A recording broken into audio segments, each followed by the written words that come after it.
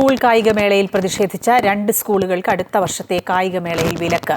Thirunavaya Navamukunda school, Kothamangalam Mar ബേസിൽ school എന്നിവയ്ക്കാണ് വിലക്ക്. ശ്യാമപ്രസാദ് ഉണ്ട് കൂടുതൽ വിവരങ്ങളുമായി. ശ്യാം, സംസ്ഥാന സ്കൂൾ കായികമേളയെ സംബന്ധിച്ച് ഏറ്റവും അധികം പോയിന്റുകൾ നേടുന്ന സ്കൂളുകളിൽ പെടുന്നതാണ് കോതമംഗലം മാർ ബേസിലും ഒപ്പം തിരുനാവായ നാവാമുകുന്ദ സ്കൂളും. ഈ കായികോത്സവവുമായി ബന്ധപ്പെട്ടാണ് ഇവർ പ്രതിഷേധവുമായൊക്കെ വന്നത്. അതിൽ നടപടിയെടുക്കുകയാണ് സർക്കാർ. എങ്ങനെയാണ് നടപടി? മറ്റു വിവരങ്ങൾ? കഴിഞ്ഞ സംസ്ഥാന സ്കൂൾ കായികമേളയിൽ വിദ്യാർത്ഥികളുടെ ഒരു പരസ്യ പ്രതിഷേധത്തിന് തന്നെയായിരുന്നു അവസാന ദിനം സാക്ഷിയായത്.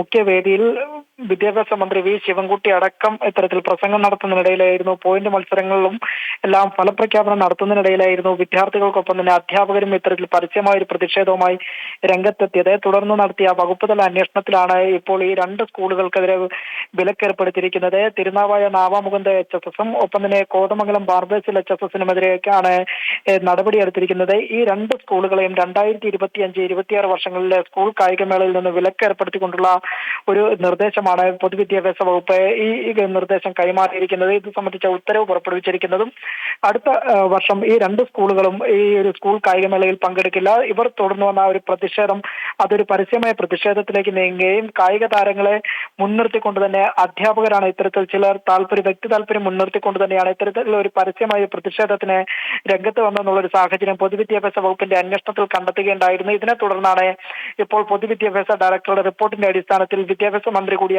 വി ശിവൻകുട്ടി ഇത്തരത്തിലൊരു വിലക്ക് ഏർപ്പെടുത്തിക്കൊണ്ടുള്ള നിർദ്ദേശം മാധ്യമങ്ങൾക്ക് മുമ്പിൽ പ്രഖ്യാപിക്കുകയും ചെയ്തത്. എന്തായാലും അഖിൽ സൂചിപ്പിച്ചതുപോലെ നേരത്തെ തന്നെ ഈ കോതമംഗലം മാർബേസിൽ അടക്കം സംസ്ഥാന സ്കൂൾ കായികമേളയിൽ വലിയൊരു ഗ്ലാമർ പോരാട്ടങ്ങളിലെല്ലാം തന്നെ ഏറ്റവും കൂടുതൽ പോയിന്റ് നേടിക്കൊണ്ട് മികച്ച മുന്നേറ്റം നടത്തുന്ന സ്കൂളുകളിലൊന്നായിരുന്നു. അവർക്ക് ഈ ഒരു വിലക്ക് ഏർപ്പെടുത്തുമ്പോഴേക്കും അടുത്തൊരു സംസ്ഥാന സ്കൂൾ കായികമേളയിൽ ഇത്തരത്തിലൊരു ഇതിന്റെ കായികമേളയുടെ ശോഭ എത്രത്തോളമാണെന്നുള്ള ചില ആശങ്കകൾ കൂടി ഉയരുന്നുണ്ട്. എന്തായാലും ഈ 2 സ്കൂളുകൾക്കെതിരെ കർശനമായ ഒരു നടപടിയാണ് ഇപ്പോൾ പൊതുവിദ്യാഭ്യാസ വകുപ്പ് എടുത്തിരിക്കുന്നത്.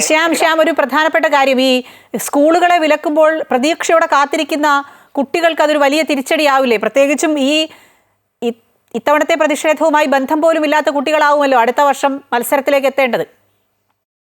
തീർച്ചയായും അഖില, ഇത്തരത്തിലൊരു സ്കൂളുകൾക്ക് പരസ്യമായ ഒരു പ്രതിഷേധം വിദ്യാഭ്യാസ വകുപ്പ് ഏർപ്പെടുത്തിയെങ്കിലും ഇക്കാര്യത്തിലൊരു ഇവർക്ക് ക്ഷമാപണം പൂർവ്വമുള്ള ഒരു നോട്ട് എഴുതി നൽകണമെന്ന് സ്കൂൾ അധികൃതരോട് നേരത്തെ തന്നെ പൊതുവിദ്യാഭ്യാസ വകുപ്പ് നിർദ്ദേശിച്ചിരുന്നു. എന്നാൽ ഇത് സംബന്ധിച്ചുള്ള മറ്റൊരു നടപടിക്രമങ്ങൾക്കും ഒന്നും തന്നെ സ്കൂൾ അധികൃതർ മുതിർന്നിട്ടില്ല. ഇവരുടെ ഭാഗത്തു നിന്നുള്ള സ്കൂൾ അധികൃതരുടെ ഭാഗത്തു നിന്നുള്ള ചില വീഴ്ചകൾ ഉണ്ടായിട്ടുണ്ട്. എന്തായാലും ഈ കാര്യങ്ങൾ, അതായത് ഇനി വരുന്ന ഈ സ്കൂൾ കായികമേളയിൽ പങ്കെടുക്കേണ്ട കായിക താരങ്ങളെ സംബന്ധിച്ചുള്ള ഒരു ആശങ്ക കൂടി നിലനിൽക്കുന്നുണ്ട്. അവർ പങ്കെടുക്കുമ്പോഴേക്കും സ്കൂളുകൾ പ്രതിനിധാനം ചെയ്താണ് അവർ വരുന്നത്. അപ്പോൾ അവർ ഈ ഒരു കളത്തിലും ട്രാക്കിലും ഫീൽഡിലും ഇറങ്ങി കൂടുതൽ മത്സരങ്ങൾ മാറ്റുരയ്ക്കേണ്ട ഇതുണ്ട്. അതിനാൽ തന്നെ ഈ കായിക താരങ്ങൾക്ക് ഏതു തരത്തിലുള്ള അവസരമാണ് ഇന്ന് നൽകേണ്ടതിനെ കുറിച്ചും അത് സ്കൂളുകളെ പ്രതിനിധാനം ചെയ്യുമ്പോൾ അവർ നേരിടേണ്ടി വരുന്ന പ്രതിസന്ധികളെ കുറിച്ചും എന്തായാലും സ്കൂൾ അധികൃതരുടെ ഭാഗത്തു നിന്നുള്ള ഒരു ഔദ്യോഗികമായ വിശദീകരണം പൊതുവിദ്യാഭ്യാസ വകുപ്പിനെ അറിയിക്കും. എന്തായാലും ഈ കാര്യത്തിൽ ഈ ഒരു തീരുമാനം അന്തിമമാവില്ല. ഈ വിലക്കിനെതിരെ ഈ സ്കൂൾ മാനേജ്മെന്റും ഒപ്പം തന്നെ സ്കൂൾ അധികൃതരും എല്ലാം തന്നെ മറ്റു നടപടികൾ സ്വീകരിച്ച പൊതുവിദ്യാഭ്യാസ വകുപ്പിനെ സമീപിക്കാനാണ് തീരുമാനം.